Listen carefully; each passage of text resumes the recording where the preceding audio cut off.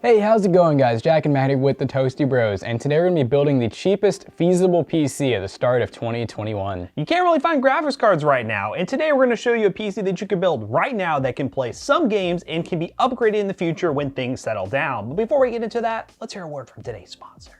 Today's video is brought to you by GVGMall, the online marketplace to gain access to some really awesome discounted game keys and more specifically, Windows 10 licenses. All you have to do is use the link in the description down below, go to GVGMall's website, use code TB20 to get 20% off of your purchase. Really easy to activate your Windows install. Buy the key, you get the key, and then you can just throw it into your Windows install of choice, and boom, there you go. You have activated Windows 10 ready to go. So thanks again to GVGMall for sponsoring today's video. Now, of course, some of you may be thinking you could do this for a lot cheaper because this does come out to be about $400. Well, the whole concept is it needs to be all new parts and you need to be able to get them on Amazon or Newegg. And so this was about the cheapest feasible build, as in we didn't want to go with the Pentium, we didn't want to go with the Celeron, we didn't want to go with an Athlon processor. We wanted something that would be good out of the box, could play some games, and in the future be upgraded very easily and not super expensive. And of course, in Toasty Bro style, we didn't skimp out on the storage or any of the other components in this build. You get some RGB that looks really nice. Of course, you can go a lot cheaper if you wanted to, as Jackson mentioned, but links in the description down below, there'll be affiliate links. We'll try to keep this stuff in stock the best they can. But yeah, let's go ahead and talk about the concept of this build, because you're probably wondering how we're doing a gaming PC with an i3 without a graphics card, because yeah, it's kind of different. So this, ladies and gentlemen, is the i3-10100, and we've been using the crap out of this processor because the 3400G has not been in stock for quite some time now. It's been a couple months since I was able to get one. So this is a 4-core 8-thread, just like the 3400G. A lot of people think that these Intel UHD 630 graphics are really bad, but Matt and I actually tested it not too long ago, and it played every game just like the 3400G would, with maybe a couple frame drops here and there. But honestly though, for how cheap this thing is, usually being about $114 to $120, it's cheaper than the 3400G typically ever was. So this kind of seems like a no-brainer at this time to replace the 3400G for us. Normally we really wouldn't sacrifice much on the motherboard, but in this case we decided to go H410M because honestly it's still a good board. It's basically like Intel's variant of the A320. It doesn't support certain things, doesn't support overclock or anything, but neither does this processor anyways. But hey, we've got an M.2 slot, we have 2 slots for RAM, it has plenty of SATA ports, of course PCIe ports and everything. It actually has the 2 4-pin power connectors, so you actually could put, you know, an i7 in this if you really wanted to down the road.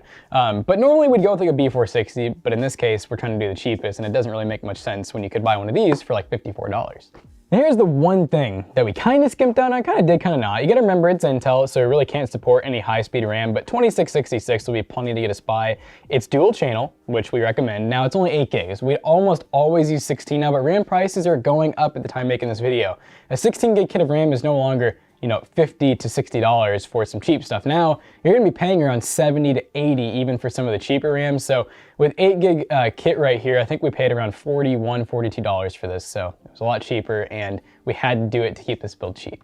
Now for storage, we have the Accelerate Gaming NVMe SSD. Now, would we normally recommend this SSD? No. I'm being perfectly honest with you. We were gonna use another SSD, but it was over at the PC Bros office and we did want to go over to get it. So we had this here that we're gonna use, but link in the description down below will probably be another SSD that might be a little bit cheaper. But PNY makes some awesome drives for high-end builds, and you know what? Since they work with us a lot, might as well give them an extra plug with their Accelerate Gaming drive. Another company that doesn't really need another plug from us is ARESGAME. We have used so many other power supplies in our PC builds here and at PC Bros, and this thing with 500 watts is more than enough to power this build. Honestly, you could probably run a 400 watt power supply, maybe even less with this i3. But again, the concept is upgradability, to be able to slap in a GPU later, and this will give you those PCI Express power connectors to be able to do that and enough wattage. And last but certainly not least, one of our favorite budget cases right now, this is the MONTECH Flyer. Is it the prettiest? No, but it has a little bit of RGB in the front, acrylic side panel, and you know what it is? Very, very cheap and very easy to buy. So if you're looking for a budget micro ATX case, the Flyer is a great option.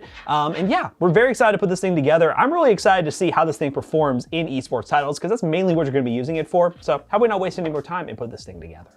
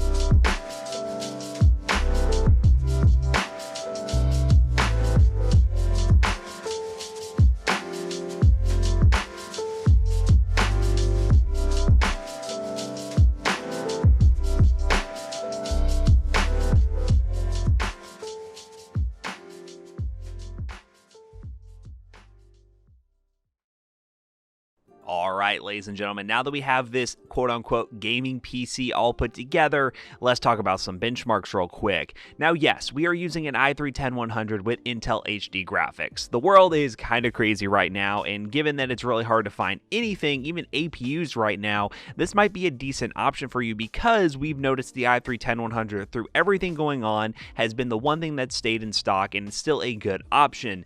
Are the Intel HD graphics good enough to game on though? Well, they're decent, and there's one recommendation I do have, but let's go ahead and dive into the numbers real quick. First up, in Fortnite on performance mode, we averaged around 40 to 60 FPS. I did notice on epic view distance, we were getting dips around 30 to 40 FPS, but once you do lower the epic view distance down to low and you run everything on low on performance mode, which does not look great by the way, but it is playable, you do get a more solid 50 to 60 FPS average. Is this a great gaming experience? No, not really, but this is at 1080p. If you did want to drop to 720p or drop the render resolution scale down to 720p, you could certainly get a locked 60 FPS experience.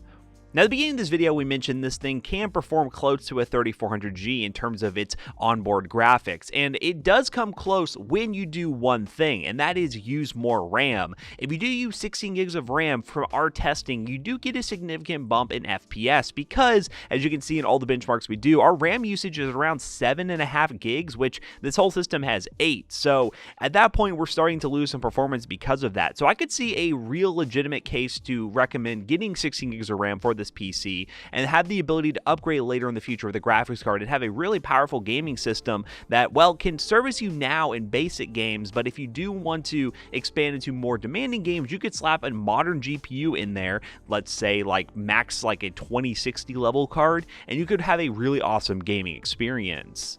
Next up is CSGO, which I have not tested in a long time, and I apologize for the FPS counter only being the really small green one in the top left corner, but on low settings, we got around 60 FPS. CSGO and Valorant are kind of on the same level. You could easily play these games at 60 FPS on medium-low settings at 1080p. If you drop down to 720p, if you have a cheaper monitor, you most certainly could get a locked 60 FPS or even a little bit higher in games like this. So for esports titles like that and a game like Rocket League, the Intel HD graphics have come a long way. I know before you could not play anything on Intel HD graphics, but now the ones in the 10th gen Intel CPUs are not half bad. And the last game we tested was Minecraft. Now, of course, Minecraft can run on pretty much anything, but of course, it was really nice to see that we were getting a well over 60 FPS experience. For somebody who wants a work from home setup, a school setup that can actually be upgraded in the future to play more games, I mean, right now, this is a good option. We've done a lot of PC builds with the i3-10100, and the fact that this motherboard, if you do end up going with this chipset, can support an 11th gen CPU out of the box, I mean, you have a really good long-term support PC. So overall, I'm actually pretty happy with how this turned out. Am I really happy with the gaming performance? Not really, but it could hold somebody over, especially if they're just playing very, very basic light gaming and want something for work. So now that we finished the benchmarking section of today's video, how about going and bring Jackson back in here to wrap this video up real quick?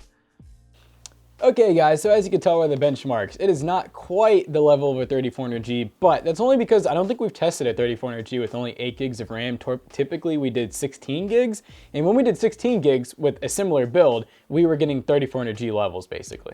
Yeah, so this CPU is good for what you're using. If you're playing Minecraft, of course you can get over 60 FPS, no problem. But in some other AAA titles, you're gonna have no chance whatsoever playing it. But in esports games, you might have a shot. Fortnite on the performance mode was having some issues, but in theory, you can play the games. The idea is you have something that can work now with all new parts that has a warranty behind it that you can actually use as a computer right now for whatever use case, slap a graphics card in later, and boom, you have an awesome gaming PC. So with that in mind, getting 16 gigs of RAM and paying a little bit more might be worth it for you if you can, but do keep in mind RAM prices are going up, so it may be hard to do. So if you guys want to buy any of this stuff, the links in the description down below are affiliate links, and if you buy anything, they do help us out. Also, do not forget to check out our other 2 YouTube channels, and also our twitch.tv/toastybros. And don't forget to like, comment, and subscribe. We'll see you guys in the next one. Goodbye. So some of you guys probably don't know, but we do a lot of stuff besides just YouTube. Aside from our other channels and our Twitch, we also have social medias like Instagram, Facebook, Twitter, and we also post over on Floatplane. So if you can't get enough to the Toasty Bros, links in the description down below. There's a lot of different places you can see more of our content. See you guys later. Goodbye.